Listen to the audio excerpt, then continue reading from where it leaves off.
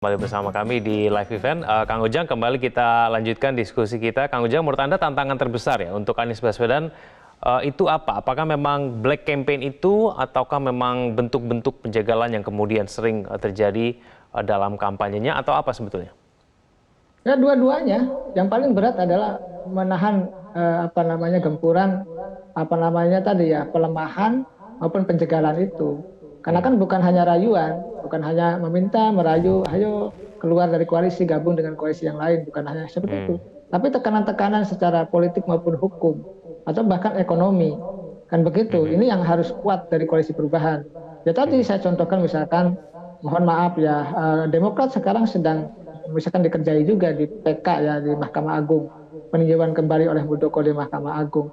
Kan itu menjadi persoalan. Kalau secara politik misalkan Muldoko dimenangkan, itu menjadi persoalan tersendiri.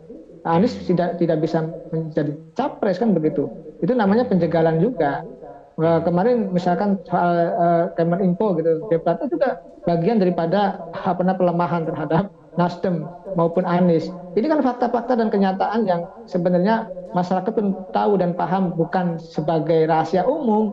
Sulit memisahkan antara tadi ya, hukum dengan pelemahan terhadap koalisi perubahan. Tapi ini kan terjadi di dunia negara ketiga, termasuk di Indonesia. Hukum ya masih dimainkan, masih diintervensi oleh kekuasaan. Oleh karena itu ke depan mari kita perbaiki hukum gitu, mari perbaiki keadilan, mari kita perbaiki kesenjangan gitu. Agar bangsa yang besar ini menjadi jaya, maju dan sejahtera begitu, Bang. Kang Ujang, mengenai pidato politik yang sebaiknya juga mengandung ada ide dan gagasan ya yang kemudian harus disampaikan oleh Anies Baswedan pada sore hari ini, di bidang apa Kang Ujang yang sebetulnya yang penting menjadi pencermatan dari Anies Baswedan?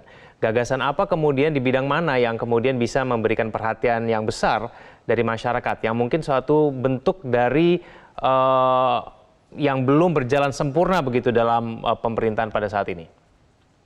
Saya tetap ya yang paling pokok itu ekonomi ya. Ekonomi kan faktor utama fondasi bernegara. Jadi kalau saya nih sebagai suami gitu ya, sebagai kepala rumah tangga, kalau ekonomi saya goncang, keluarga saya juga goncang. Saya bisa cerai juga. Itu jadi persoalan faktor utama pokok gitu. Kalau ingin kesehatan juga ekonomi harus bagus. Kalau ingin pendidikan bagus juga ekonomi harus bagus. Misalkan menyekolahkan anak itu harus bagus. Mau kita sekolah ke luar negeri juga harus punya ekonomi yang kuat gitu. Sama dalam konteks membangun bangsa, fondasi utama yang harus diutamakan persoalan ekonomi. Oleh karena itu ya tadi ya, bagaimana misalkan menyiapkan lapangan kerja, apalagi saat ini banyak mohon maaf ya, pengangguran terdidik. Saya dosen, jadi banyak mahasiswa begitu keluar sulit mencari pekerjaan. Apalagi tadi dampak dari pandemi sudah memporak-porandakan ekonomi Indonesia, termasuk banyak yang terkena PHK.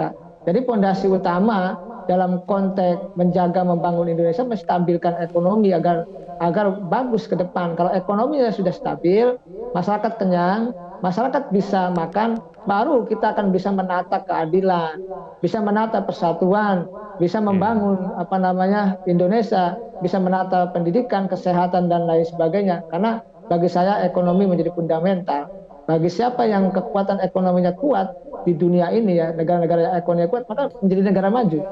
Oleh karena itu ya Indonesia kalau ingin menjadi negara maju ya ekonominya harus kuat. Ya, jangankan kita punya cita-cita negara maju, bagaimana kita tadi banyak ketimpangan, banyak kesenjangan, banyak kemiskinan yang harus juga diselesaikan oleh Pak Anies Baswedan misalkan ketika nanti ya, seandainya diamanahi menjadi presiden begitu.